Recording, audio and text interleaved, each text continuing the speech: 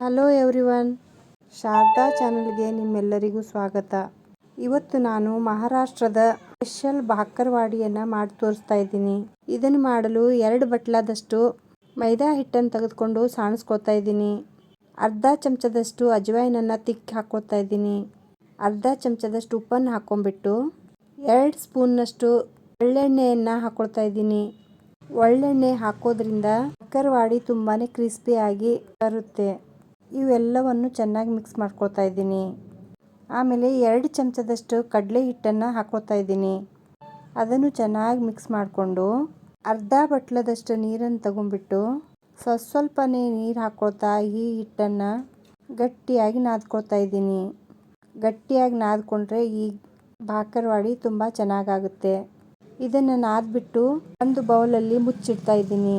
ಈಗ ಒಂದು ಕಡಾಯಿಯನ್ನು ಬಿಸಿ ಮಾಡಿಕೊಂಡು ಇದರ ಮಸಾಲೆಯನ್ನು ರೆಡಿ ಮಾಡ್ಕೊಳ್ತಾ ಇದ್ದೀನಿ. 1 ಚಮಚದಷ್ಟು ಜೀರಿಗೆಯನ್ನು ತೆಗೆದುಕೊಂಡಿದ್ದೀನಿ. 2 ಚಮಚದಷ್ಟು ಧನಿಯಾನ ತೆಗೆದುಕೊಂಡಿದ್ದೀನಿ. 1 ಚಮಚದಷ್ಟು ಸೋಪನ್ನು ತೆಗೆದುಕೊಂಡಿದ್ದೀನಿ. 2 ಚಮಚದಷ್ಟು ಬಿಳಿ ಎಳ್ಳನ್ನು ತೆಗೆದುಕೊಂಡಿದ್ದೀನಿ. ಇವೆಲ್ಲವನ್ನು ಮೀಡಿಯಂ ಫ್ಲೇಮ್ನಲ್ಲಿ ಹುರಿದ್ಕೊಳ್ತಾ ಇದ್ದೀನಿ. ಇದನ್ನು ಭಾಳ ಹುರಿಬಾರ್ದು, ಸ್ವಲ್ಪ ಹುರಿದ್ರೆ ಸಾಕು. 2 ಚಮಚದಷ್ಟು ಒಣ ಕೊಬ್ಬರಿಯನ್ನು ತೆಗೆದುಕೊಂಡು ಇದು ಕೂಡ ಚೆನ್ನಾಗಿ ಹುರ್ಕೊಳ್ತಾ ಇದ್ದೀನಿ. ಹುರಿದಿರುವ ಎಲ್ಲ ಸಾಮಗ್ರಿಗಳನ್ನು ತೆಗೆದುಕೊಂಡು ಮಿಕ್ಸಿ ಜಾರಿಗೆ ಹಾಕೋತಾ ಇದ್ದೀನಿ.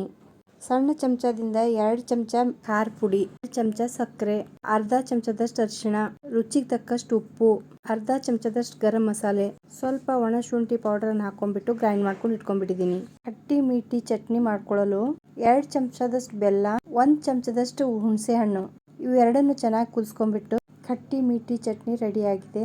ನಾದಿಟ್ಟಿರುವ ಹಿಟ್ಟನ್ನು ಇನ್ನೊಂದು ಸ್ವಲ್ಪ ನಾದ್ಕೊಂಡ್ಬಿಟ್ಟು ಒಂದು ಉಂಡೆಯನ್ನು ಮಾಡ್ಕೊಂಡ್ಬಿಟ್ಟು ಒಂದು ಚಪಾತಿ ಆಕಾರದಲ್ಲಿ ಲಟ್ಸ್ಕೊಳ್ತಾ ಇದ್ದೀನಿ. ಇದು ತಳ್ಳಗಾಗಿ ಲಟ್ಸ್ಕೊಂಡ್ಬಿಟ್ಟು ಚಚ್ಚೌಕ ಆಕಾರದಲ್ಲಿ ಇದನ್ನು ಕಟ್ ಮಾಡ್ಕೊಳ್ತಾ ಇದ್ದೀನಿ.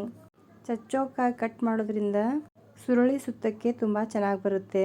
ಈ ಚಪಾತಿ ಮೇಲೆ ಖಟ್ಟಿ ಮೀಠಿ ಚಟ್ನಿಯನ್ನು ಸವರ್ಕೊಳ್ತಾ ಇದ್ದೀನಿ. ಈಗ ರುಬ್ಬಿಟ್ಟಿರುವ ಮಸಾಲೆಯನ್ನು ಎಲ್ಲ ಕಡೆಗೆ ಈ ಚಪಾತಿ ಮೇಲೆ ಉದುರಿಸ್ಕೊಳ್ತಾ ಇದ್ದೀನಿ. ದಟ್ಟವಾಗಿ ಮಸಾಲೆಯನ್ನು ಹಾಕ್ಕೊಂಡ್ಬಿಟ್ಟು ಒಂದು ಲಟ್ಟಣಿಗೆಯಿಂದ ಈ ಥರ ನಿಧಾನವಾಗಿ ಲಟ್ಟಿಸ್ಕೊಂಡ್ಬಿಟ್ರೆ ಮಸಾಲೆ ತುಂಬ ಚೆನ್ನಾಗಿ ಅಂಟ್ಕೊಂಡ್ಬಿಡುತ್ತೆ. ಸುತ್ತರದ ನಾನು ಸ್ವಲ್ಪ ಎಡ್ಜನ್ನು ಹಾಗೆ ಓಪನ್ ಬಿಟ್ಟಿದ್ದೀನಿ. ಅದು ಈ ಥರ ಸುರುಳಿ ಮಾಡುವಾಗ ಪ್ಯಾಕ್ ಮಾಡಲು ಚೆನ್ನಾಗಿ ಬರುತ್ತಂತ ಹೇಳಿಬಿಟ್ಟು ಬಿಟ್ಟಿದ್ದೀನಿ. ಈಗ ನಿಧಾನವಾಗಿ ಸುರುಳಿಯನ್ನು ಸುತ್ಕೊಳ್ತಾ ಹೋಗಿ ಲಾಸ್ಟಿನ ದಂಡಿಗೆ ಸ್ವಲ್ಪ ನೀರನ್ನು ಹಚ್ಬಿಟ್ಟು ಇದನ್ನು ಪ್ಯಾಕ್ ಮಾಡಿಬಿಡ್ತಾ ಇದ್ದೀನಿ. ಈ ದಂಡಿಗೆ ಆ ದಂಡಿಗೆ ಸ್ವಲ್ಪ ಹಿಟ್ಟನ್ನು ಇದ್ದಿದ್ದು ಕಟ್ ಮಾಡ್ಕೊತಾ ಇದ್ದೀನಿ. ಮತ್ತೆ ಸ್ವಲ್ಪ ನಿಧಾನ ಕೈಯಿಂದ ರೋಲ್ ಮಾಡ್ಕೊತಾ ಇದ್ದೀನಿ. ನೋಡಿ, ಈ ಥರ ಚಿಕ್ಕ ಚಿಕ್ಕ ಪೀಸ್ಗಳನ್ನಾಗಿ ಎಲ್ಲ ರೋಲ್ಗಳನ್ನು ಕಟ್ ಮಾಡ್ಕೊತಾ ಇದ್ದೀನಿ.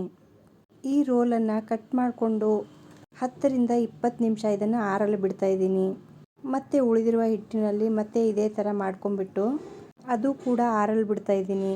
ಆರಿಂದ ಒಂದು ಕಡಾಯಿಯಲ್ಲಿ ಎಣ್ಣೆಯನ್ನು ಬಿಸಿ ಮಾಡ್ಕೊಂಡ್ಬಿಟ್ಟು ಮೀಡಿಯಂ ಫ್ಲೇಮ್ನಲ್ಲಿ ಇವುಗಳನ್ನು ಚೆನ್ನಾಗಿ ಫ್ರೈ ಮಾಡ್ಕೊಳ್ತಾ ಇದ್ದೀನಿ.